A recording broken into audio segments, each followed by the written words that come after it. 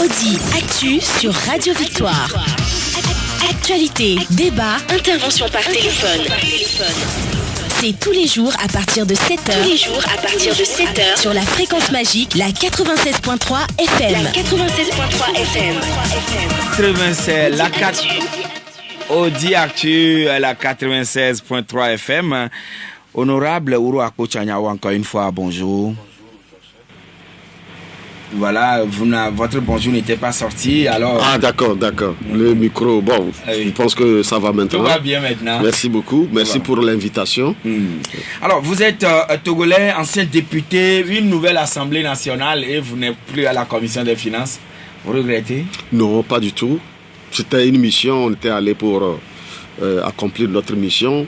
L'occasion ne nous a pas été donnée de retourner pour en tout cas rendre beaucoup plus perfectible ce que nous avions eu à faire, mais nous pensons que ceux qui sont là peuvent le faire.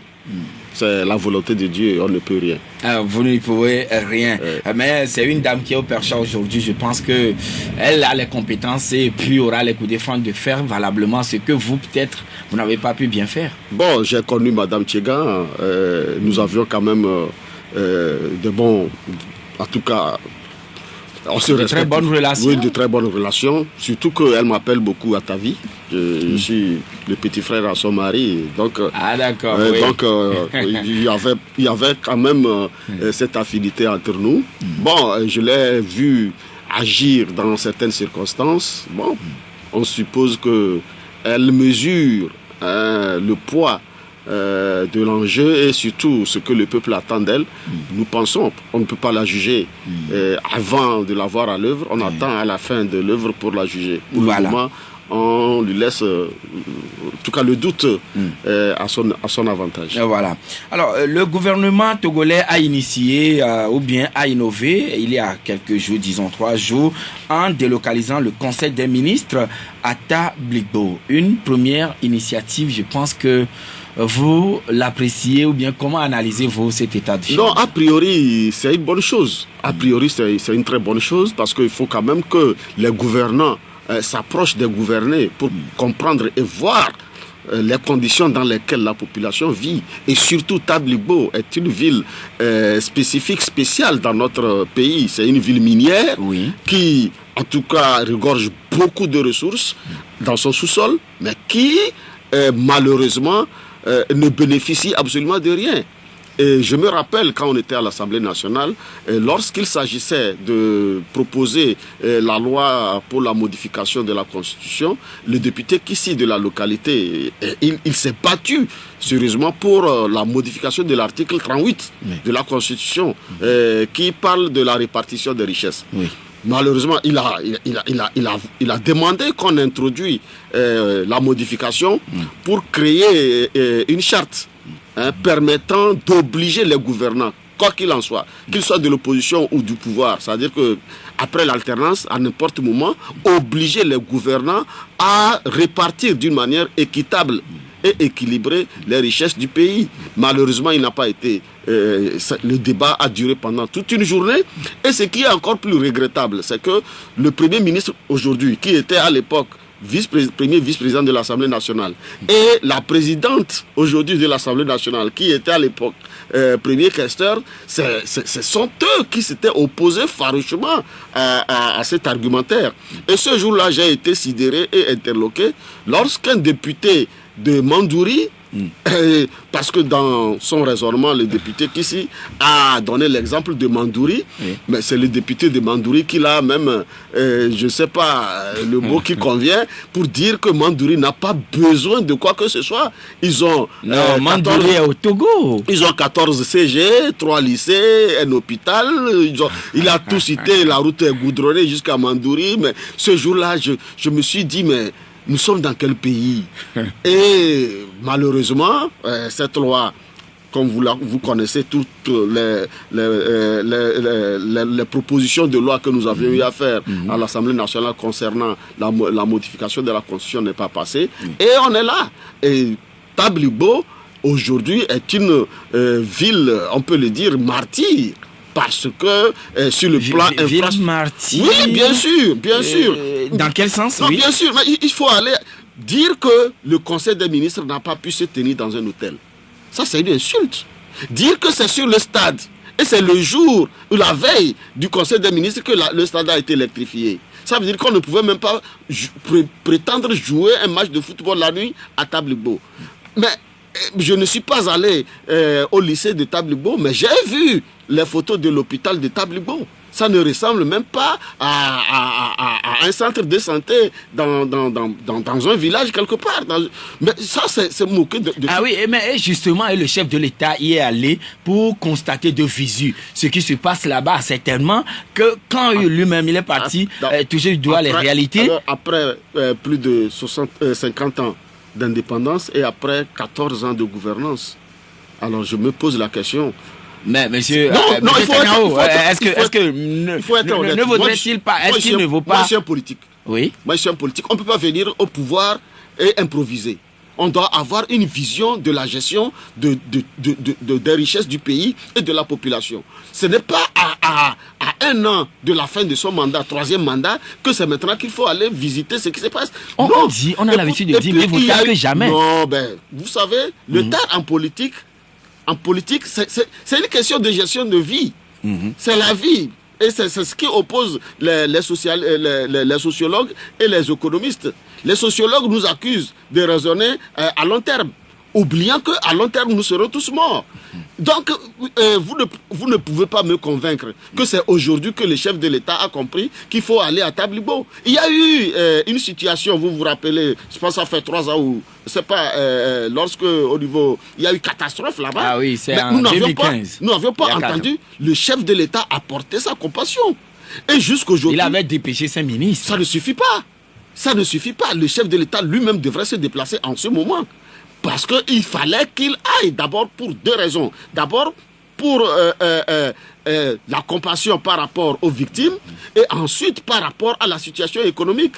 Mais qu'est-ce que nous avions constaté? C'est qu'il a dépêché des ministres qui n'ont rien apporté à ce jour. Donc, vous ne pouvez pas me dire que c'est aujourd'hui qu'il faut aller. Et combien de temps il a passé? Alors, mais quand même, M. Uruako Tchaniawo, est-ce que cela n'aura pas de retombées pour les populations?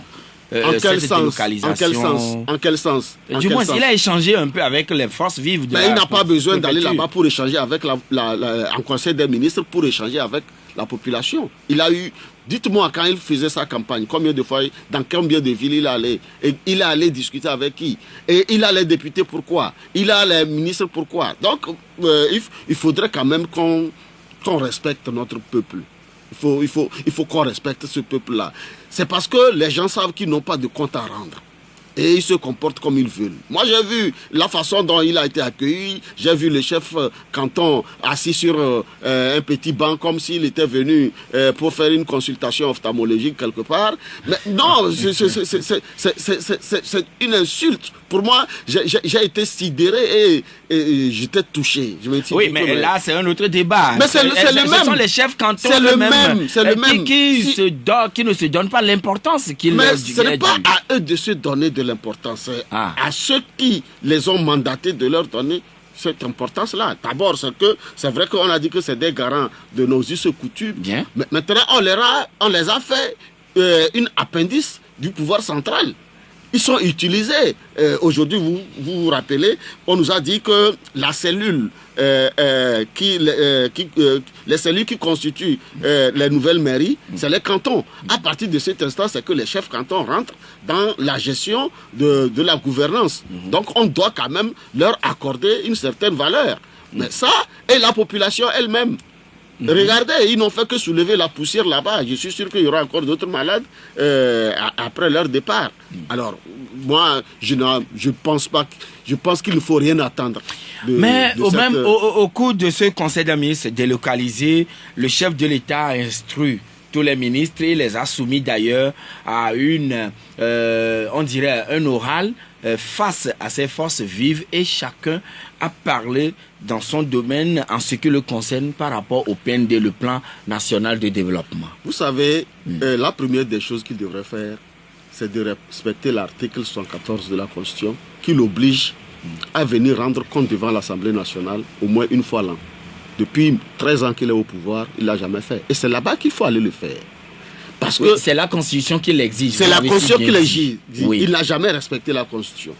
Il n'a jamais respecté. Est-ce que le chef de l'État va se lever et puis dire aujourd'hui, je viens chez vous, messieurs les députés? Mais c'est la Constitution qui l'exige. Ça dit que le chef de l'État, au moins une fois l'an, doit présenter un discours sur l'état de la nation.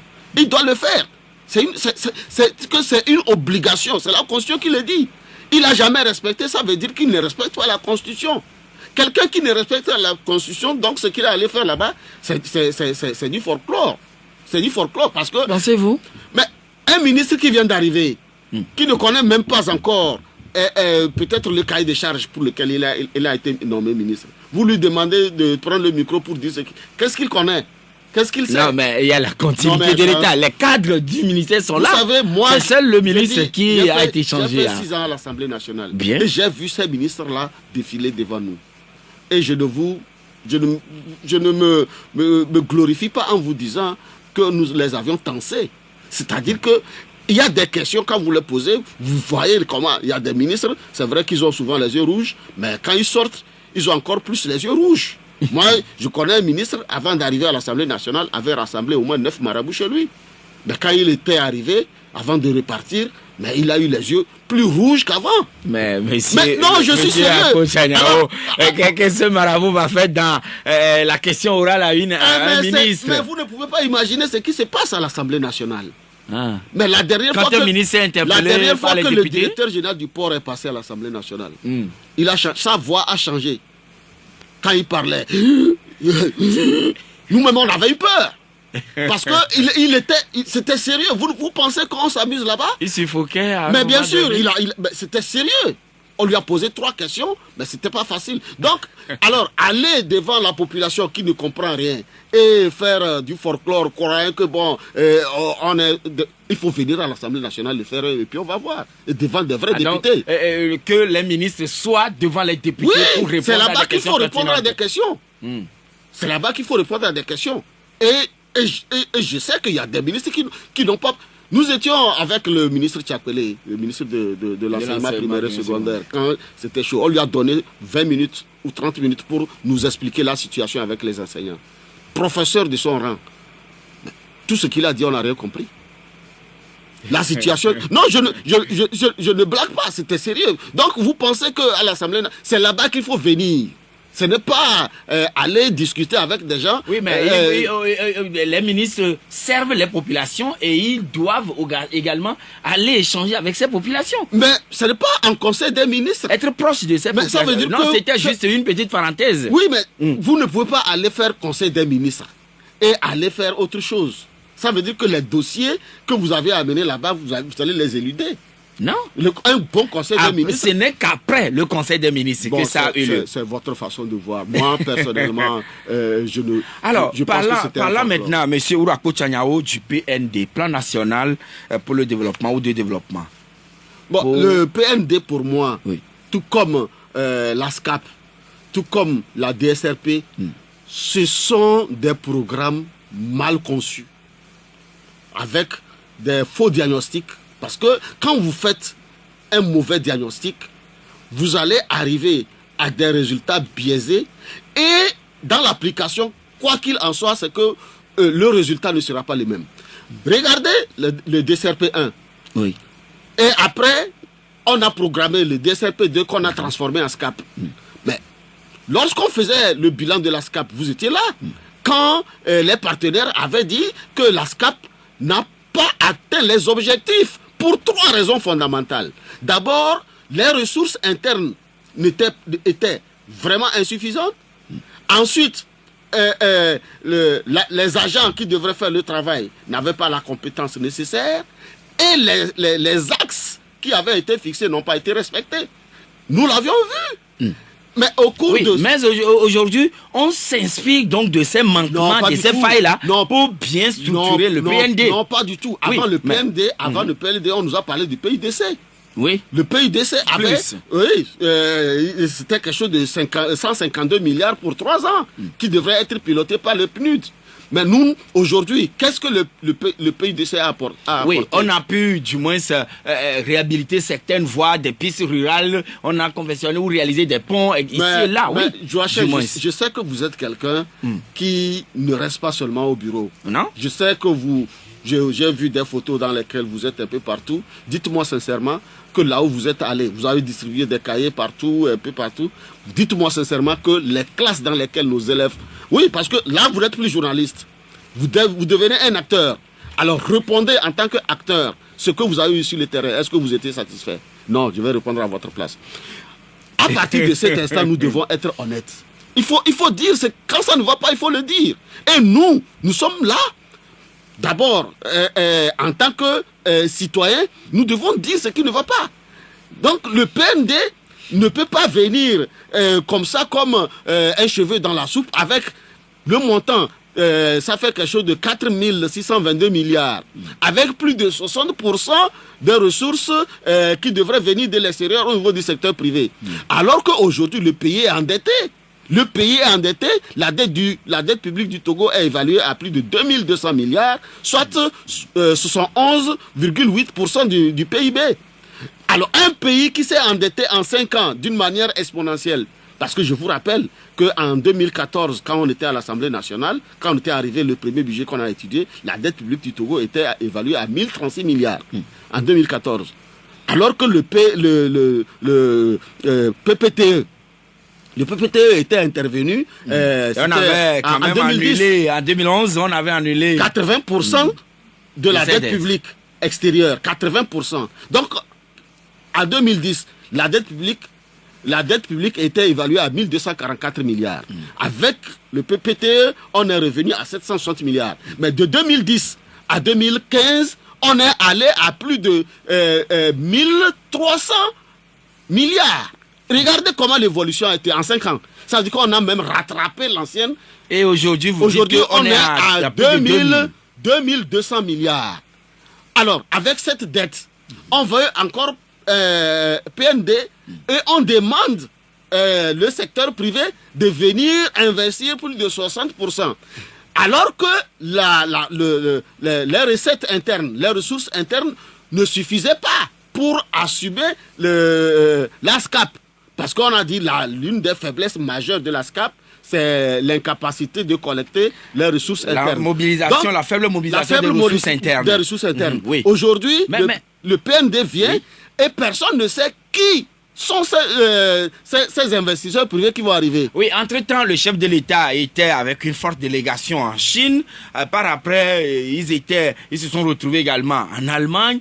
Et bientôt, ce sera avec l'ensemble des pays de l'Union européenne, en tout cas avec beaucoup de pays européens ici à Lomé, toujours pour la matérialisation donc du PND, son déroulement dans le concret sur le terrain, bien sûr. Mais vous savez... Est-ce qu'à ce niveau, on va contracter de nouvelles dettes? Mais bien sûr, quand on dit que c'est le secteur privé qui va vous apporter 60% des ressources, c'est pourquoi? C'est pas pour venir vous donner. Oui, mais vous êtes dans le domaine de l'économie. Vous pensez qu'on doit arrêter, ne plus concevoir Non, des c'est plans? qu'il faut être réaliste et rationnel. Je vais vous donner un exemple. On nous a parlé de l'agropole de Kara. Oui. Pour étudier le sol seulement. Vous savez combien on a dépensé? 3 milliards. Alors que tout le monde sait qu'à Kara, le sol est caillouteux et le ciel est nuageux. C'est ce que Radio Lomé dit chaque soir. Sol caillouteux, ciel nuageux. On a besoin de 3 milliards pour aller étudier le sol pour l'agropole de Kara. Allez vérifier dans le budget de 2017, 2016, 2017, 2018. C'est ça. Donc ça veut dire que ici, c'était que les gens sont là. 3 milliards pour étudier le sol. Il y a eu récemment les Sud-Coréens qui étaient venus pour accompagner le Togo dans ce projet. Oui, mais il ne s'agit pas d'amener les accompagnateurs. Nous, on veut les résultats.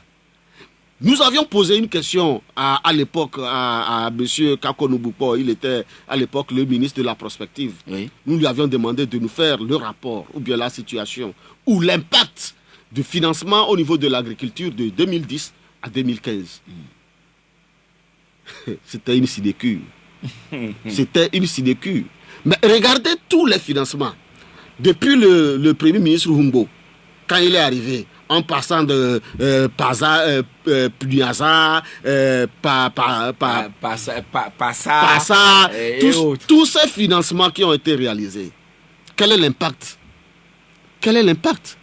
Et au niveau même... Vous ne voyez pas d'impact dans tous ces projets? Oui, mais vous savez, en matière de projet, oui, il y a ce qu'on appelle... Il y a des indicateurs. Oui. Il y a 3 indicateurs. Il y a l'effectivité. Est-ce que toutes les ressources qui ont été prévues ont été utilisées? Maintenant, il y a l'efficacité. Le résultat, oui. Est-ce que les résultats qui ont été fixés, est-ce qu'ils sont atteints? Et atteints parfois avec des plus-values concrètes. Voilà. Et l'efficience. Mais il faut, avec ces indicateurs, on vérifie le projet. Mais c'est là où on voulait l'amener. Bon, malheureusement, il n'a pas continué son travail. D'abord, il a souri. Il savait qu'on voulait l'amener. Parce que c'est moi qui ai posé cette question. Et c'est moi qui ai fait cette demande. Il savait là où on l'amenait. Et heureusement, le gond a sauvé le boxeur. Oui, et donc aujourd'hui, monsieur Uruako Tchaniao, en tant qu'ancien député, vous ne croyez pas tellement au PND? Non, je ne crois pas. Non, je ne crois pas du tout. Non, je ne crois pas du tout. Et quand vous voyez l'explication de vote que Mme Isabelle Amegavi a proposé pour le dernier budget, nous avions voté contre. Mais nos collègues de UNIR nous ont hués. Ils ont crié sur nous. Et j'ai demandé que ça soit mentionné dans le rapport que lorsque nous avions voté contre le budget, nos collègues de UNIR nous ont hués. Parce que dans ce budget... Oui. Et dans ce programme-là, il est prévu la vente des 2 banques qui restaient, l'UTB et la BTCI. Ensuite, Togo Télécom et Togo Cell. Pas la vente, mais la cession. En français, oui. Quand on dit on veut céder, oui. Quand on dit on veut céder... C'est une forme de privatisation. Mais alors, quand vous avez privatisé, qu'est-ce que vous avez fait? C'est pas une vente en soi. Bon, moi, allez-y, vous l'avez dit. En français facile, ça dit qu'on veut céder. Mais sans situer les responsabilités. J'ai posé la question au ministre de l'économie et des finances, M. Sani Aya, qui était à l'époque, parce qu'il est passé par la BTCI. Nous savons quand il était arrivé à la BTCI, comment la BTCI était, et quand il partait, ce que la BTCI était, et après son départ, ce que la BTCI est devenue. Mais aucune responsabilité n'a été dégagée. L'UTB, en 2014, c'était l'une des banques les plus florissantes et flamboyantes. Mais 2014 à 2018, là, elle est devenue vraiment... on nous a dit qu'elle a accordé des crédits à des créanciers douteux. Alors, quels sont ces créanciers douteux à qui on a accordé des crédits, sachant qu'ils ne sont pas en mesure de payer? Comment on peut leur accorder des crédits? Et voilà pourquoi la Haplusia aussi est apparue pour pouvoir agir sur le terrain avec efficacité. Mais, honorable Uruako Tchaniao, la haute autorité de prévention et de lutte contre la corruption et les infractions assimilées Haplusia, lors de son atelier de validation de son plan stratégique 2019-2023, a Lomé le 7 février dernier, a annoncé qu'elle compte étudier des plaintes et rapports relatifs à la gestion des fonds de la CAN 2013 et également les fonds alloués pour la réhabilitation de la voie Lomé-Vaughan en Foin. C'est déjà trop tard. Pourquoi? C'est trop tard. Trop tard? C'est trop tard. D'abord, oui. Avant d'arriver à cette partie, vous savez, lorsque nous avions adopté la loi sur la corruption et les infractions assimilées, c'était en 2016. Oui. La presse ne nous a pas ratés. Oui. Et j'étais obligé de venir sur votre plateau ici expliquer pourquoi nous avions voté pour. Parce qu'il y a l'article 4 de cette loi qui comportait en lui les faiblesses même de la capacité de réaliser les objectifs de la Haplusia. Oui, parce que le choix de personnalités revenait au chef de l'État et au président de l'Assemblée nationale. C'est-à-dire que ceux-là qui devraient être contrôlés, c'est eux qui sont chargés maintenant de choisir ceux qui doivent les contrôler. Et le résultat, il est là, effectivement. Oui, mais la Haplusia ne contrôle pas forcément le chef de l'État, le président de l'Assemblée nationale. Mais pourquoi? Il ne gère pas. Là, c'est la Cour des comptes. Il ne gère pas. Non. Oui, bien sûr, mais ici, il gère la corruption. Est-ce qu'à la présidence, il n'y a pas de corruption à la présidence? On ne peut pas l'alléguer. Voilà. C'est pour ça qu'il faut choisir des gens capable de pouvoir le dire si réellement il y a de la corruption à la présidence ou à l'Assemblée nationale. Alors, parce que l'Assemblée nationale... Vous doutez de l'indépendance de ceux-là qui ont été nommés par le président de l'Assemblée nationale, le chef de l'État? Oui, bien sûr. Parce que... Nécessairement, il serait nommé par quelqu'un, du moins. Pourtant, nous, on a voté contre. Pour. Nous avions voté pour. C'est parce que nous avions voté pour. Parce que les gens nous disaient que nous savons que cette loi ne va rien régler. Pourquoi nous avions voté? Et nous avions dit c'est pour mettre ces gens-là au pied du mur. Effectivement, ça fait combien d'années que la APC a été mise? Nous avions voté la loi en 2016. Ils ont pris 2 ans pour installer ces gens-là. Depuis 2 ans à ce jour, ils n'ont pas produit un seul rapport. Pas un seul rapport. Non, ils étaient dans ce qu'on appelle la mise en place. Mais et puis vous savez... La mise en place des structures qui devraient travailler, collaborer pour que la APC atteigne ses objectifs. Vous savez, dans la loi, on dit aujourd'hui que c'est la CAN de 2013. Ouais. Après 5 ans, n'est-ce pas? Lorsqu'il y a une infraction qui a été commise après 5 ans, si elle n'a pas été au niveau de la justice, c'est qu'il y a ce qu'on appelle le délai de prescription. C'est du folklore qu'on est en train de nous faire. Délai de prescription. Mais bien sûr. Même ce qu'on nous parle de Lomé Togo, Lomé Vaughan Foin. Oui. Et ça a été par rapport à cela, vous avez interpellé le ministre. Nous avions interpellé le ministre à l'époque. À l'époque, c'est à ce moment qu'il fallait investiguer. Et moi, je sais qu'à l'époque, l'ANR a fait des investigations. 2 ministres ont été écoutés. Mais qu'est-ce qu'on a fait? On a mis ça dans un document sous tiroir. Et aujourd'hui, on ne peut pas venir nous dire qu'on veut...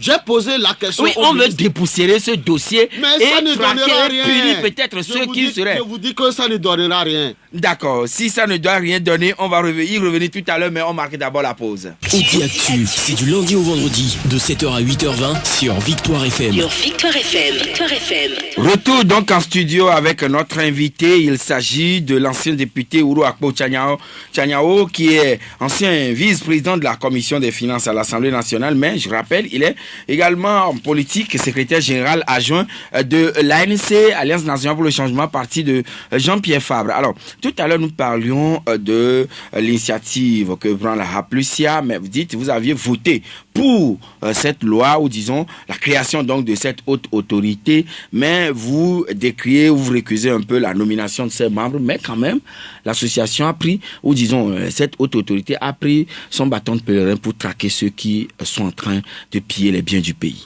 Oui, comme vous l'aviez si bien dit, mieux vaut tard que jamais, et je vous le concède. Et c'est vrai que moi j'ai des doutes sur la capacité à faire ce travail-là, parce qu'il y a des pesanteurs. Il y a des pesanteurs. Lorsque chaque fois que nous avions étudié les lois de règlement, nous avions constaté un paradoxe. Un paradoxe, c'est-à-dire qu'on nous dit qu'au niveau de certains ministères, la capacité de consommer les ressources est très faible. Mais pourtant, à la fin de l'année, à la fin de l'exercice, nous constatons que le déficit est toujours cumulé. C'est-à-dire que le compte permanent de déficit est toujours en hausse. Alors comment on peut expliquer le fait qu'il y a beaucoup de ressources au niveau de certains ministères qui ne sont pas consommées et au même moment, il y a des déficits à la fin de l'exercice. Donc, il y a un problème. Et quand vous faites les analyses point par point, ou bien département ministériel par département ministériel, il y a certains ministères où il y a des projets sur papier bien exécutés, mais dans la réalité, vous verrez que les projets n'ont jamais été opérationnels. Je vous donne l'exemple de e-government. E-government est un projet qui a été initié depuis 2012. Et à la fin de l'exécution, on nous a dit que le projet a coûté 25 milliards. Mais à ce jour, ce projet n'a jamais été opérationnel. Non, mais tous les ministères aujourd'hui ont eu une connexion haut débit. Les ministères ont une connexion haut débit, sauf que cette connexion-là, ça dit que e-government, c'était quoi? C'était une forme de banque d'informations pour tous les départements ministériels. C'est comme vous voulez créer une centrale thermique, n'est-ce pas? Vous construisez votre centrale thermique et vous demandez à tout le monde de venir se connecter. Malheureusement, c'est que quand vous avez fini de construire votre centrale thermique, je ne sais pas si elle a été vraiment construite ou pas, ben c'est que quand on vous demande de venir vous connecter, le coût de connexion dépasse le truc solaire. N'est-ce pas, l'énergie solaire. Alors, si vous voyez que si je passe par l'énergie solaire, c'est encore mieux. Et voilà comment ça se passe aujourd'hui. Aucun ministère n'est connecté à e-government. Donc, e-government a été financé, supposé exécuté, parce que je n'ai pas vérifié. La Cour des comptes, nous avions demandé à la Cour des comptes de vérifier si réellement e-government a été exécuté. Mais à ce jour, personne n'a été capable de nous dire. Peut-être vos successeurs vont prendre le relais et puis investiguer également, voir si le gouvernement va leur donner satisfaction. C'est vous qui le dites. Et il y a d'autres, par exemple le FNFI. Nous avions demandé au ministre, c'était en 2017, quand on étudiait le budget de 2018, de nous faire le rapport de tous les montants des subventions reçues et des emprunts. Parce que au niveau des FNFI, ils ont eu à faire des emprunts au niveau de la BAD et autres là. La totalité des montants reçus. Nous, on a fait les calculs parce que nous avions, depuis 2011... Vous étiez basé sur le budget? Sur tous les budgets qui ont été votés. Nous avions eu un montant qui va au-delà de 110 milliards. Mais nous avions demandé à la ministre de nous donner le montant qu'elle a pu obtenir. On nous parle de 27 milliards. Alors maintenant... Mais vous, dans vos calculs, vous avez constaté un montant au-delà de 110 milliards. 110 milliards. Maintenant, puisque c'est des fonds revolving, c'est-à-dire que c'est un fonds qui doit être recyclé, n'est-ce pas? Quand vous prêtez aux femmes, elles doivent rembourser. Elles doivent rembourser. Ah oui, après un temps. Après avoir fait tout ça là, combien on a? On nous dit que les fonds ont été mis dans les comptes à l'UTB, à EcoBank, à la BIA. Ah oui, pour raison de traçabilité, c'est quelle orthodoxie? Parce que c'est des fonds publics, c'est des fonds de l'État. On ne peut pas aller mettre les fonds de l'État dans des comptes publics. Ce n'est pas normal. Ce n'est pas normal. On ne peut pas mettre les fonds de l'État dans des comptes privés, à la banque. C'est pas normal parce que ça, vous savez, non, s'il vous plaît. On est dans le schéma de remboursement. On a prêté les 30 000, les 50 000, les 100 000 francs aux dames et aux jeunes. Maintenant, on doit rembourser toujours via les banques. Ce n'est pas à travers les banques qu'on les a payés. Je sais. Maintenant, l'argent qui est revenu, puisque c'est des fonds revolving, n'est-ce pas? Ce qui revient et qu'on doit garder, ce n'est pas dans une banque. Parce qu'il y a la banque de l'État. Et il y a même on peut même ouvrir des comptes séquestres au niveau de la BCEAO pour gérer. Aujourd'hui, vous, en tant que ministre, vous mettez l'argent de l'État au niveau d'une banque. Si vous n'êtes plus ministre. Et c'est ce qui s'est passé. Si vous n'êtes plus ministre, c'est pas votre compte. C'est ce qui s'est passé également avec le ministre de l'Agriculture quand il est allé emprunter de l'argent au niveau de Exim Bank Chine. Non, Exim Bank Inde. Nous sommes restés à l'Assemblée nationale. Personne n'a connu le montant de cette somme-là. Donc, comment ça a été la Raplicia a du pain sur la planche. Non, ce n'est même pas du pain. Oui, mais entre-temps, vous avez parlé par rapport à ces fonds qui ont été alloués, peut-être la CAN 2013, et vous avez parlé de une disposition, délai de prescription. Ça, c'est délai de prescription, ça veut dire quoi? C'est dans le code pénal.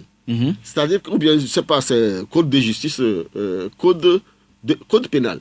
C'est-à-dire que si une infraction a été commise, après une période, si c'est civil entre toi et moi, bon, je pense que c'est après 3 mois, si j'arrive à fuir, et 3 mois après, si je reviens, bon...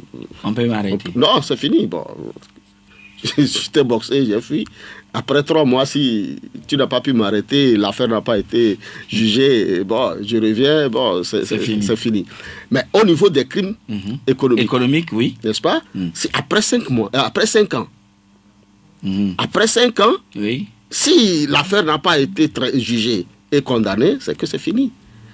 Ça veut dire non, autrement dit, si je suis aujourd'hui je vous donne un exemple. Dans un département ministériel et j'arrive à détourner, je dis bien j'arrive à détourner, supposons 1 milliard et je m'enfuis. Maintenant, après 5 ans, si tu reviens, même si on t'arrête, on t'amène à Cara. Et après, si tu prends un bon avocat comme, je ne sais pas, je ne vais pas te donner l'exemple parce que ça s'est déjà passé au Togo.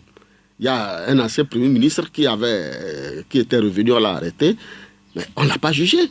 Parce qu'il y a le délai de prescription qui est déjà consommé. C'est ce qui se passe. Et nous l'avions dit, que si Faure Gnassingbé ne veut pas partir, et cette minorité-là s'accroche au pouvoir, c'est parce qu'ils veulent que tout ce qu'ils ont fait comme dégâts au niveau des ressources de l'État, c'est-à-dire qu'à la fin, qu'ils ne soient pas inquiétés. Qu'ils ne soient pas inquiétés. Regarde ce qui s'est passé, tout ce qui s'est passé avant 2014. Tout ce qui s'est passé avant 2014, aujourd'hui nous sommes en 2019. Je ne suis pas sûr que si vous... On peut poursuivre ceux qui auraient commis des crimes économiques. C'est fini. C'est fini. Oh, je vous dis que c'est fini. Non, c'est pour ça que vous êtes en direct. Mais je vous dis que c'est fini là. Ah bon?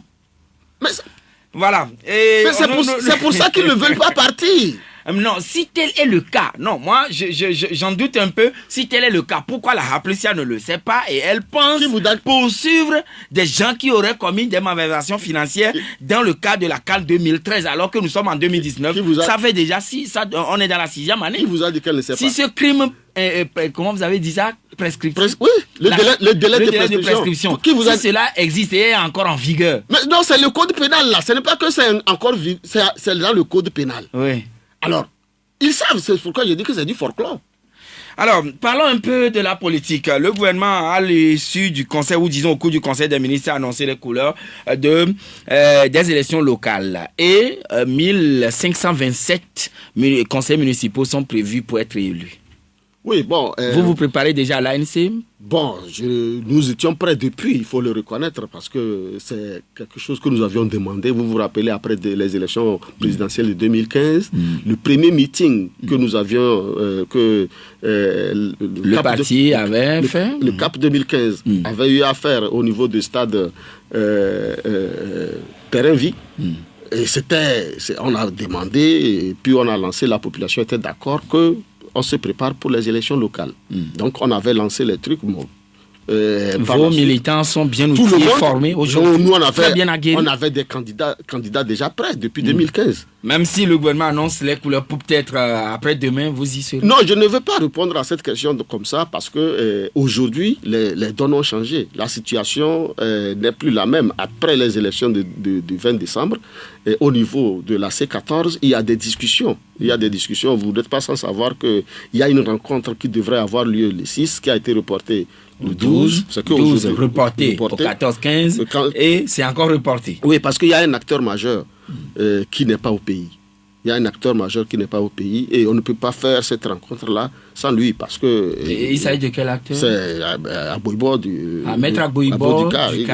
Il n'est pas au pays, c'est un acteur majeur. Oui, mais quand même, une rencontre a eu lieu dans ce sens, je crois. Oui. Entre les autres membres du CAP 2015, de la C14 et le CAR. Oui, ça c'est une rencontre sur une situation qui s'est posée. Mais maintenant, pour cette rencontre-là dont je parle, que les gens abusivement ont dénommé conclave, alors qu'en réalité ce n'était pas un conclave. Donc, parce qu'il y aura des thèmes... Les gens abusivement... Non, c'est abusivement. Non, mais c'est les premiers responsables du CAP 2015 qui ont parlé de conclave. C'est pourquoi je dis que c'est abusif. Parce que les objectifs n'étaient pas les mêmes par rapport au conclave, ce que la signifie notion, le conclave. La vraie notion de conclave. D'accord. Donc, à partir de cet instant, cette rencontre-là, c'est elle qui va déterminer la nouvelle orientation. Donc, si je comprends très bien les Togolais, et pour l'ensemble des Togolais, c'est l'absence de Maître Aboibo sur le territoire qui a fait repousser... C'est une des raisons. C'est une des raisons. Donc, il y a d'autres raisons. Ouais, bien sûr, parce qu'il faut maintenant... Parce que les thèmes sur lesquels les gens doivent se mettre d'accord, il faut beaucoup de discussions bilatérales et maintenant s'entendre sur... Parce que c'est une nouvelle orientation de la lutte que les gens veulent maintenant mettre sur place. Alors, à partir de cet instant, c'est une nouvelle vision, c'est en tout cas de nouveaux objectifs. Une nouvelle stratégie peut-être. Une nouvelle stratégie de la lutte, ça demande beaucoup de choses et il faut prendre le temps pour que, une fois lancé, que tous les Togolais adhèrent, parce que c'est très important, parce que si la population n'adhère pas à ce que vous voulez faire, ça veut dire que vous ne pouvez pas avancer. C'est pour ça que tous les acteurs majeurs doivent apporter leur contribution et c'est tout à fait normal. Donc, si le gouvernement annonce les élections locales aujourd'hui, la C14 n'est pas encore prête? Non, je ne dis pas que la C14 n'est pas encore prête. Je dis, pour se préparer pour aller aux élections locales, ça n'a pas besoin de grand chose, mais c'est qu'il faut que le principe soit d'abord accepté. Et ça, c'est le vrai problème auquel il faut... Et dans ces principes, qu'est-ce que vous exigez avant les locales? Non, ce n'est pas à mon niveau. C'est pas à votre niveau. 92 02 80 63 22 21 80 99. Monsieur Abalo.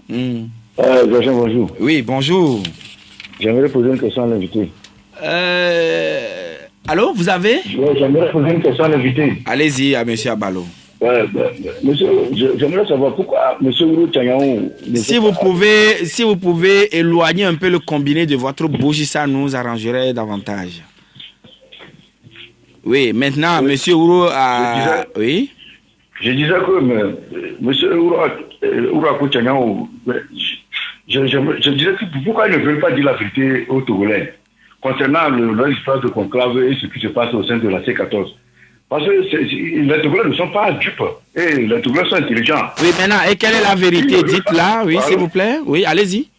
Oui, ils ne veulent pas dire la vérité aux Togolais, puisqu'il y a un problème. Pourquoi ils ne veulent pas reconnaître qu'il y a un problème au sein de leur coalition? Quelqu'un a fait un travail, maintenant ils sont venus récupérer. Le but pour lequel la personne a fait le travail, ça n'a pas marché. C'était quoi? C'est Tita Kadam qui avait fait le travail pour renvoyer du pouvoir. Il a mis dans son plan, maintenant il l'a plus. Ils sont venus rentrer dans le jeu. Et maintenant tout est gâté. Ils n'ont qu'à dire la vérité, laisser affaire de coalition là. Il n'a qu'à reconnaître qu'il y a... S'il vous plaît, vous n'êtes pas en guerre ni en ring. Allez posément et poser la question de manière intelligible. J'ai dit, ça là, ça dit parfois, ça aide. Puisqu'ils prennent les Togolais pour des dupes. Pourquoi ils ne veulent pas reconnaître qu'il y a un problème? Donc, ils prennent les Togolais pour des dupes. Alors, il va vous répondre dans un instant. Monsieur Kokou? Allô. Bonjour. Bonjour, monsieur Jacin. Bonjour, honorable Ourouako. Bonjour, monsieur Kokou. Vous avez dit au début que vous ne regrettez pas de ne pas être à l'Assemblée. Et je suis d'accord avec vous en disant que si vous étiez quelqu'un qui lutte pour votre ventre et quelqu'un qui veut accompagner ce pouvoir dans les dérives, vous allez regretter de ne pas être à cette Assemblée. Pour le moment, je vous dis félicitations. Bon, merci. Concernant ma question que je voudrais vous poser, je voudrais aborder un peu dans le même sens que le premier auditeur. Il fait M. Ouro Tchagnaou. Au sein de la C14, il y a des voix dissonantes qui sortent et qui accusent des gens pour dire qu'il y a eu une sorte de corruption. Et ces gens qui disent ces choses n'arrivent même pas à nous dire au peuple togolais que tel a fait ça, tel a fait ça. Est-ce que ces gens qui tiennent de tels propos, ce n'est pas eux-mêmes qui sont des traîtres? D'accord. Et comment est-ce qu'on peut envisager d'être ensemble avec un traître sans le nommer au peuple et envisager de collaborer avec ce traître? Merci, monsieur Kokou Bozambo, bonjour. Alors, bonjour. Oui. Bonjour à notre invité. Oui, la question. Ma question est, nous sommes tous des Togolais, on regarde tout, on voit tout. Je prie le C14 à toutes les oppositions. Premièrement, le C14 n'a qu'à ouvrir la porte de tous les opposants de rentrer parmi eux pour soutenir ce que nous voulons.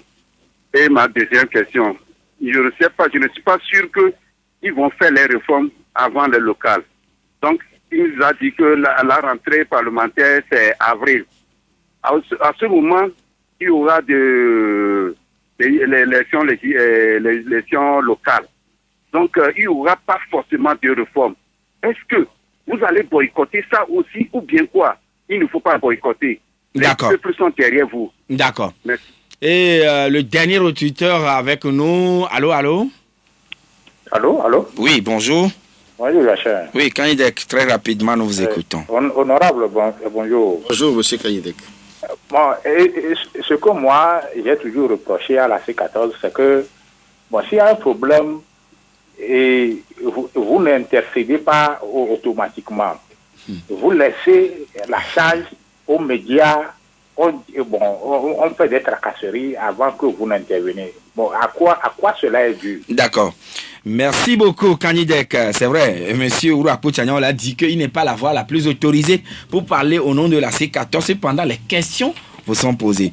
Est-ce que vous n'avez pas un porte-parole concret au niveau de la C14 qui peut, à un moment donné, faire des interventions et puis essayer d'apporter vraiment de l'eau, mettre de l'eau dans le vin? Vous savez, les responsables de la C14 sont conscients.